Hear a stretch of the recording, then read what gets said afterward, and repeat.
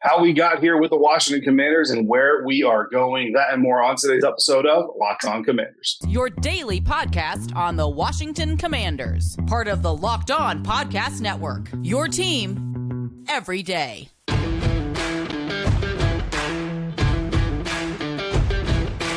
Welcome into this episode of Locked On Commanders, your daily podcast covering the Washington Commanders, part of the Locked On Podcast Network, your team every day. Thanks so much for making Locked On Commanders your first listen of the day every day. And don't forget that you can subscribe for free on YouTube or wherever you get your podcasts. And you can continue this conversation with me by becoming a Locked On Commanders Insider. Just go to joinsubtext.com/LockedOnCommanders.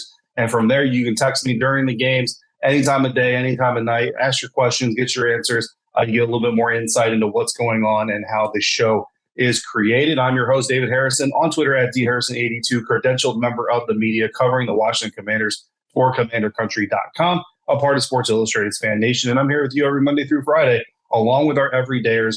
And as always, I appreciate your continued support for the show. Today's episode brought to you by FanDuel Sportsbook, official sportsbook of Locked On. Make every moment more. Right now, new customers, you can bet $5 and you'll get $200 in bonus bets guaranteed. Visit FanDuel.com/LockedOn to get started. On today's episode, we're going to peek into the future and look at the trajectory of the Washington Commanders, do some Washington Commanders superlatives as well after the first quarter of the season. But first, we've got to talk about where we have come from before we can talk about where we are going with this year's Washington Commanders team. Kind of a weird way of doing this. This is our second quarter preview, but of course, the first game of the second quarter has already taken place, Thursday Night Football, Week 5. But this, because of the timing of it, basically had to drop the preview episode after the game. But before we look ahead, we've got to look at where we came from. We predicted a 2-2 record coming out of the first 4 games of the season. Hope for a 3-1, 4-0 would have been an absolute blast. But we did get the record right there, 2-2, for what it's worth. And we predicted a 9-win season overall. We'll talk about that more here in just a little bit. I remember in the comments of the comment section, live chat, Twitter, I can't remember exactly where, but I know a lot of people felt like this could be a 10 or an 11-win team, depending on how the roster performed. And I would say that the roster, certainly talent-wise, you look at it and it should have the talent of a 10 or 11-win team.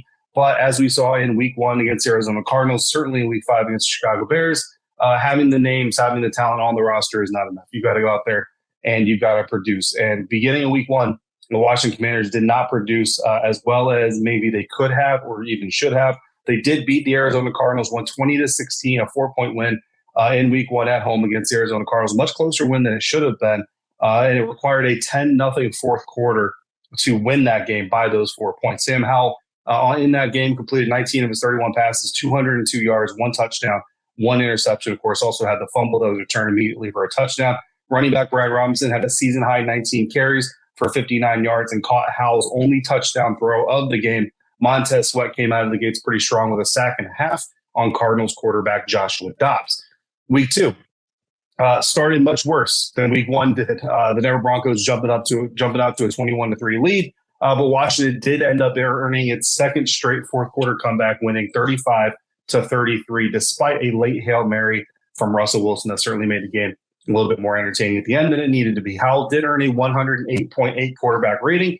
QBR completed 27 of 39 of his passes and threw for 299 yards, just one shy of his first career 300-yard passing game in the Washington Commanders' second win of the season. Robinson carried the ball for 18 times and got 87 yards and 2 touchdowns. So your fantasy roster is certainly happy with that if you had him slotted in a starting spot. Wide receiver Terry McLaurin had 5 catches for 54 yards and a touchdown as well. Despite the terrible defensive start by the Washington Commanders, both Montez Sweat and Chase Young ended up with a sack and a half each. And the Commanders' defense allowed only 24.25 yards per drive on Denver's last 8 possessions after surrendering an average of 75.3 on the first 3 possessions. And rookie cornerback Emmnauel Forbes got his first career interception in that game. Week 3 was bad to begin with, like Denver, but unlike Denver, did not end very well. Washington got its first loss of the season, falling 37-3 to the Buffalo Bills. Easily Sam Howell's worst game in the National Football League. Completed 19 of his 29 pass attempts, threw for 170 yards, threw 4 interceptions, earning a 41.5 quarterback rating. And coming out of that game, you guys will remember all the conversation was about, is the game too fast for Sam Howell? Is he processing too much? Is he thinking too much? And Sam kept telling us, that's not who I am as an NFL quarterback. That's not who I'm going to be. I will be better, and he certainly was better. We'll get to that here in just a minute. Brian Robinson, meanwhile, had 70 yards rushing, but only 10 carries. If you remember, that's the game we talked about. He only had 20 snaps total. Defensively, Washington didn't get to Josh Allen for even one sack, while Kendall Fuller came down with one interception, his first of the year for him. Week 4, a better game overall, but the same result, unfortunately. The Commanders did lose 34-31 to the Philadelphia Eagles in overtime. Sam Howell came in with a 98.6 quarterback rating, completed 29 of his 41 pass attempts, threw for 290 yards and one touchdown pass that went to Jahan Dotson at the end of regulation to tie the ball game, take us into overtime. Meanwhile, Brian Robinson, he had 14 carries, racked up 45 yards and a touchdown in the process. Terry McLaurin came through with 8 catches for 88 yards, but could not find the end zone. And as far as I'm concerned, should have had 9 catches for over 100 yards because that sideline catch in overtime should have been ruled a completion, but it wasn't. That's how things go, unfortunately, sometimes. Washington's defense got the Eagles quarterback Jalen Hurts 3 times, but they did not turn him over once. They did force 1 fumble against the Eagles offense, but they did not recover it. Philly linebacker Nicholas Morrow, by the way, meanwhile sacked Sam Howell 3 times all by himself. And that's how the Commanders come out of the first quarter of the season at 2-2, 500, which we had discussed again ahead of the season. That's basically par for the course. You look at the Arizona Cardinals are expected to be, towards the top of the NFL draft when that comes around next year. Denver Broncos had a very, very bad season a year ago. Russell Wilson did not look very good. And, while they brought in Sean Payton, the conversation basically, how long is it going to take for Sean Payton to really impact that roster and what's going on with that team? And going through 5 weeks, apparently it's going to take a little while longer because they're not looking very good. But then, of course, you have the Buffalo Bills, who have been to multiple AFC championship games over the years, certainly a favorite out of the AFC to be a contender to go to the Super Bowl. And the Philadelphia Eagles, who just got done playing in the Super Bowl. And even though the Washington Commanders beat them in their home stadium of 1 year ago on Monday Night Football, that's never going to be an easy competition. And certainly a game that most people felt like the Eagles probably lost versus the Commanders winning even a year ago. But came out of that game, the Philadelphia Eagles game, did have the loss, but people still very excited about what they got to see. But I think out of the 2-2, you don't come out excited, but you don't come out disappointed. The way Washington got to 2-2, certainly a mixed bag. But again, coming out of Philly, there was certainly optimism on both sides of the ball, I think. And unfortunately, that optimism was not met by a positive performance in Week 5. And that kicked off quarter 2 of the 2023 NFL season. We will take a look at the rest of quarter 2 of the 2023 season coming up next on today's episode of Locked On Commanders, part of the Locked On Podcast Network, your team every day. Today's episode of Locked On Commanders brought to you by FanDuel. Snap into action this NFL season with FanDuel, America's #1 sportsbook. Right now, new customers, you get $200 in bonus bets guaranteed whenever you place a $5 bet. That's $200 in bonus bets, win or lose. Doesn't matter what you bet that first $5 on. When it's done, whether you won your bet or you lost your bet, you will get $200 in bonus bets, and you can play that on other things like the Commanders, who are 2.5-point underdogs against the 3-2 Atlanta Falcons this weekend as the lines open up over at the FanDuel Sportsbook. An over-under of 42 points for the game. So that over-under means that they're projecting that both the Commanders and Falcons will combine for 42 points. You go over that or under that. And if you're right, you make a little bit of money. I think I'd take the over right now. It's 21-21. I think I can certainly see this game being 24-21, 27-23, something in that ballpark, even though both teams are averaging fewer points than that. If you've been thinking about joining FanDuel, there's no better time to get in on the action. The app is easy to use. There's a wide range of betting options, including spreads, player props, over-unders, and more. So if you're new, sign up, head over, drop a $5 bet on whatever you feel like, Commanders or otherwise. And once that bet settles, you will get $200 in bonus bets. Visit FanDuel.com/lockedon. Kick off the NFL season. FanDuel, official partner of the NFL.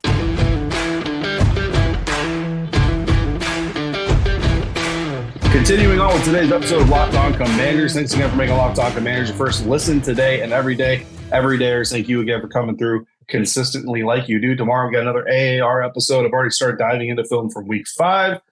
I do it so that you don't have to do it. And then a mailbag episode coming up on Wednesday. So if you want to send in a question for the mailbag episode on Wednesday, drop it in YouTube comments. Send them to me on Twitter at DHarrison82, or just text me. Become a Locked On Commanders Insider at joinsubtext.com/LockedOnCommanders. You just text me your question and we'll get it on the show. Football season is here, and Locked On is kicking up our coverage with Locked On NFL Kickoff live every Friday.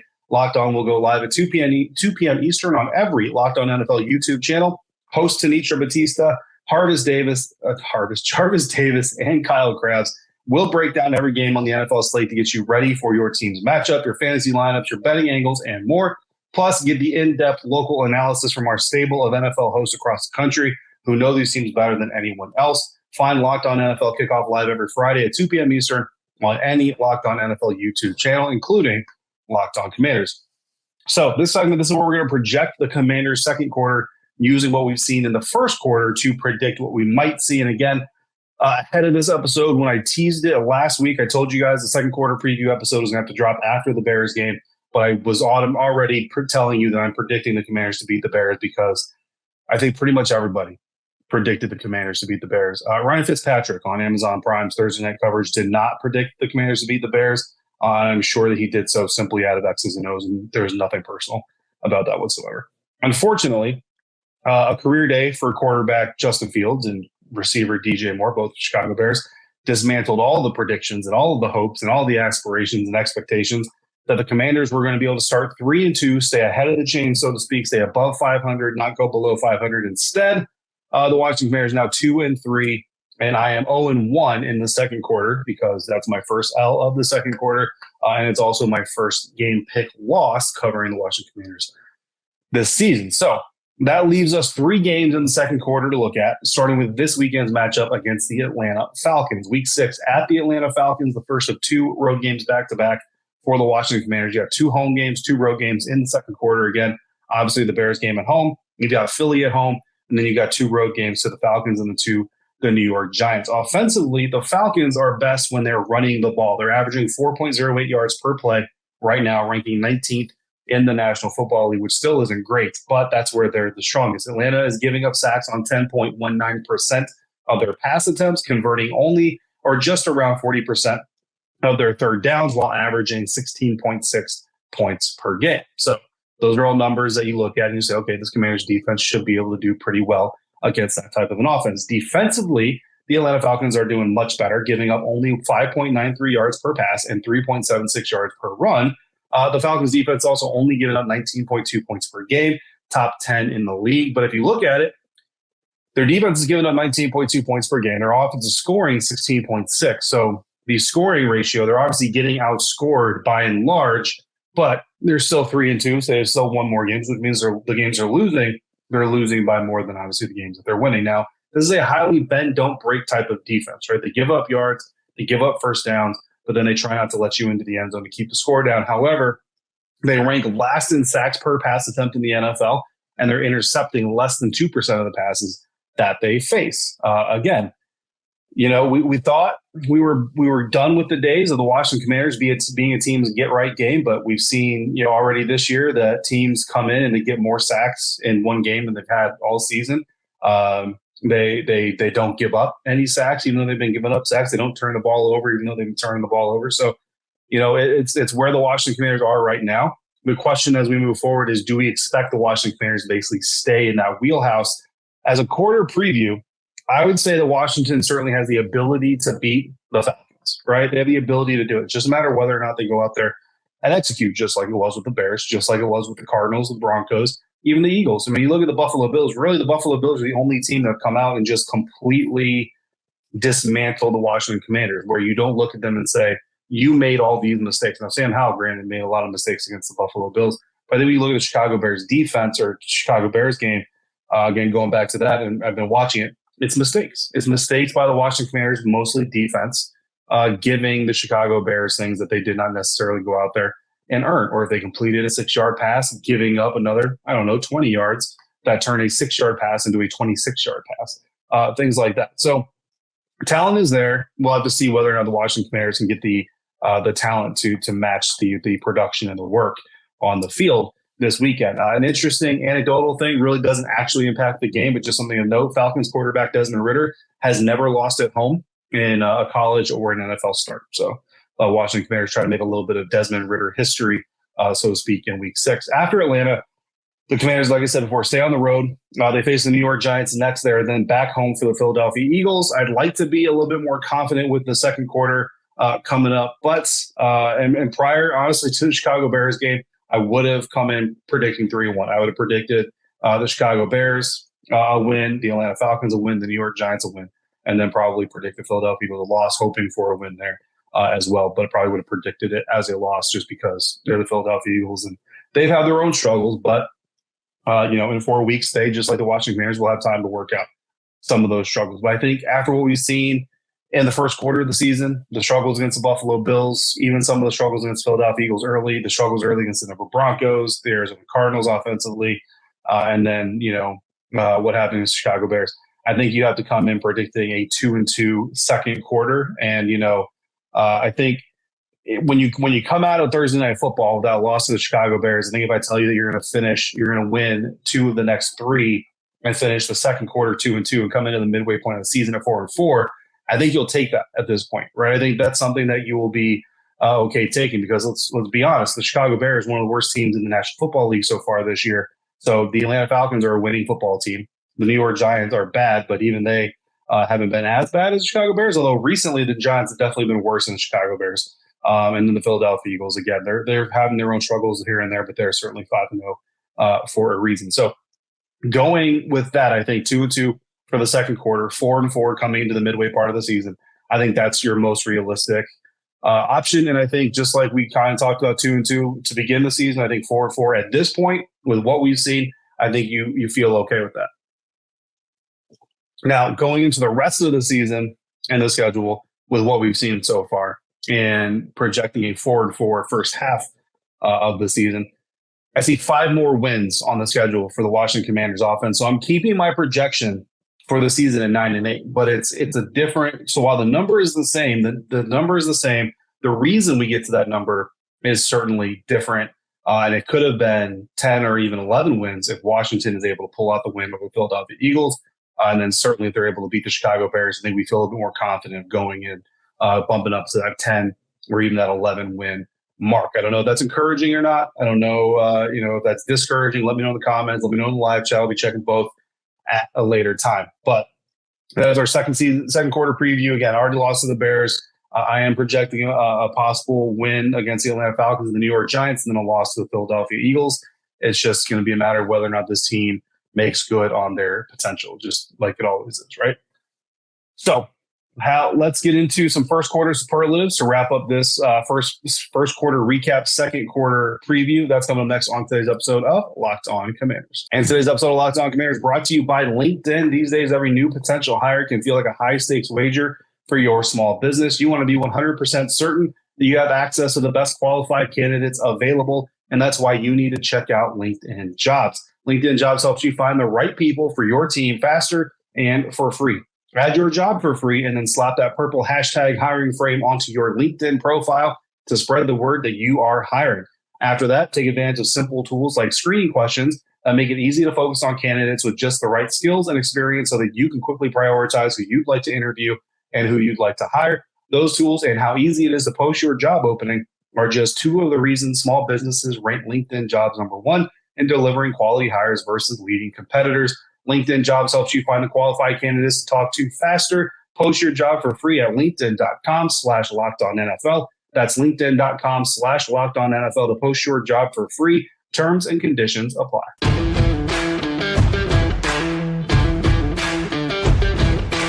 Time now for some first quarter superlatives. Coming out of the first quarter of the Washington Commanders season, 2-2. I decided, look, I'm going to include week 5 in this because it happened, and I'm not just going to pretend it didn't happen.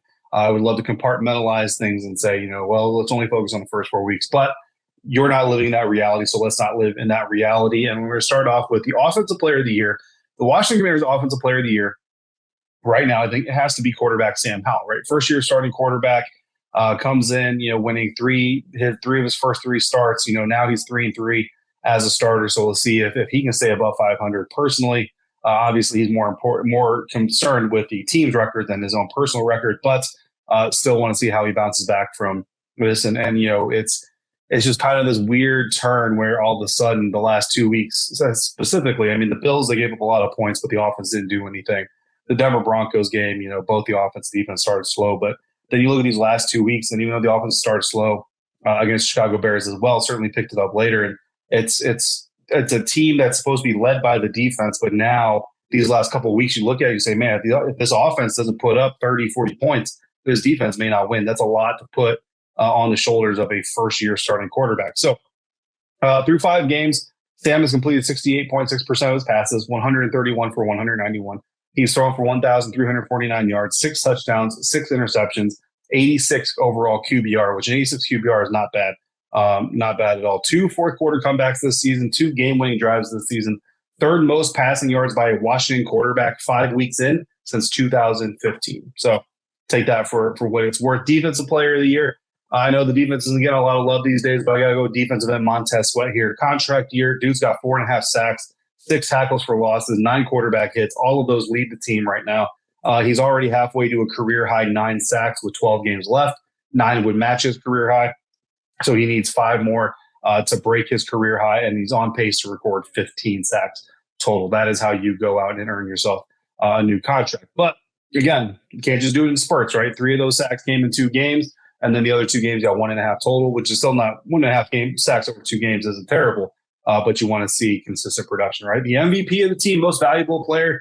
We've talked about this before in the show, guys. I told you that, like, pound for pound, I think the best player on this offense and on this team probably is Terry McLaurin. But I think the most valuable player on this team, the guy who's being most effective to get the offense rolling, is running back Brian Robinson Jr. This season, the Commanders are 2-0 when Brian Robinson rushes the ball 15 or more times.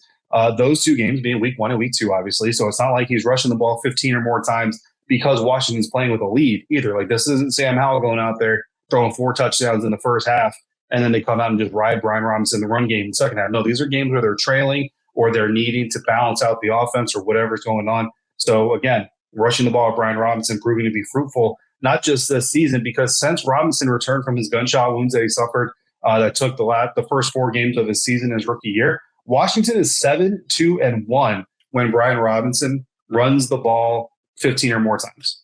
7-2-1.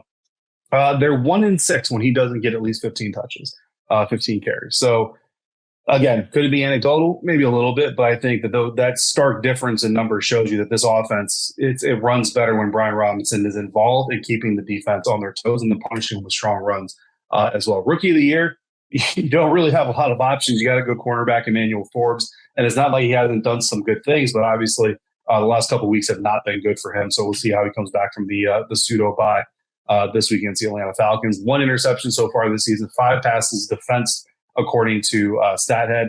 19 tackles, 2 tackles for loss. Interesting to note, the last Washington DB to have 5 or more passes defense in the first 5 games of the year, according to Sports Info Solutions, was Bashaud Breeland in 2015 and Josh Norman in 2016. So he is our rookie of the year so far. And, Quan Martin is still getting special teams reps only. Braden Daniels on IR. Ricky Stromberg is still a backup offensive lineman. KJ Henry has been inactive. Andre Jones is a rotational player getting spurts. Chris Rodriguez has missed the last 2 games. So not a lot of options for rookie of the year. Hopefully we get a few more options as the season goes through. Coming up tomorrow, it's AAR time. We're going to take a look at the Bears loss a little bit closer, take our first look at the Atlanta Falcons as well in terms of how they match up against the Washington Commanders. In the meantime, if you've got questions or comments, just throw them into the YouTube comment section on Twitter or text me directly by becoming a Lock Insider at joinsubtext.com/LockedOnCommanders. As always, thank you so much for making Locked On Commanders your first listen of the day, every day. Thanks for coming through on a regular basis like you do. Thank you so much for making me a part of your day, part of your football routine. Until we speak again, please be safe, be kind, and I'll see you next time for another episode of Locked On Commanders, part of the Locked On Podcast Network, your team every day.